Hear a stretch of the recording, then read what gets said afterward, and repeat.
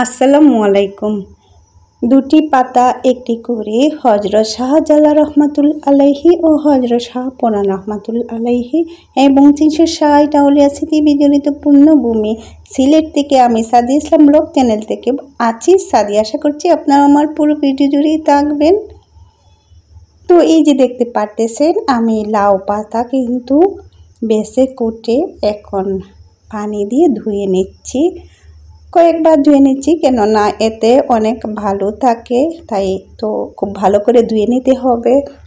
সাথে কিন্তু আলু দিয়েছি, ছোট ছোট আলু। দেখুন আমি কয়েকবার কিন্তু ধুয়ে নিচ্ছি। আমার ধোয়া শেষ। লাউ পাতা এখন শুটকিটা একটু সেদ্ধ করে নিচ্ছি।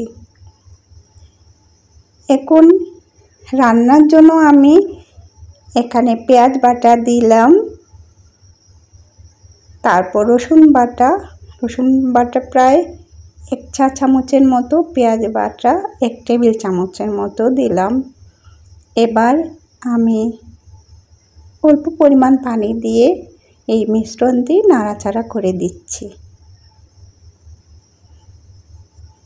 এখন স্বাদ মতো লবণ দিচ্ছি, তারপর হলুদ গুঁড়া দিব এবং মরিচের গুঁড়া কিন্তু খুব অল্প পরিমাণে দিব। আজকে আমি রান্না করতে যাচ্ছি সিলেটের একটি জনপ্রিয় খাবার শুটকি শিরা।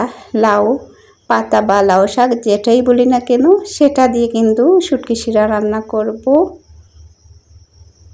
ভাবলাম আপনাদের সামনে একটু তুলে ধরি। এখানে কিন্তু আমি কোনো তেল ব্যবহার করব না, তেল ছাড়াই এই শুটকি শিরা এমনি করে রান্না করে নেব।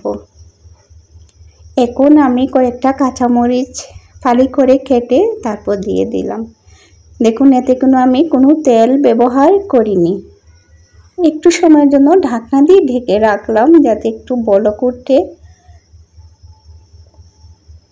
দেখুন বলক উঠে গেছে।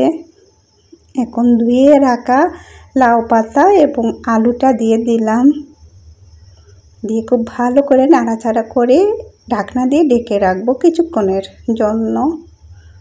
তো এই পাতা থেকে অনেকটা পানি বের হবে, আমি কোনো পানি দিব না এখন। আর এই শুটকি শিরাটা রান্না করলে যদি টেবিলে থাকে খাবারের সময়, তো সবাই মাছ মাংস ভুলে গিয়ে এই শুটকি শিরা দিয়ে শুধু ভাত খেতেই থাকবে।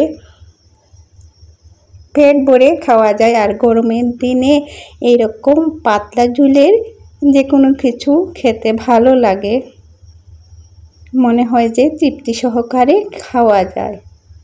ঢাকনাটা দেওয়ার পর কিন্তু অনেকটা পাতা আমার কষে গিয়েছে। দেখুন অল্প হয়ে গিয়েছে। এখন সেদ্ধ করা শুটকিটা আমি সেকে নিয়েছি, কাঁটাটা ফেলে দিলাম, আর যে পানিটা বের হয়েছে সেটি দিয়ে দিলাম এর মধ্যে।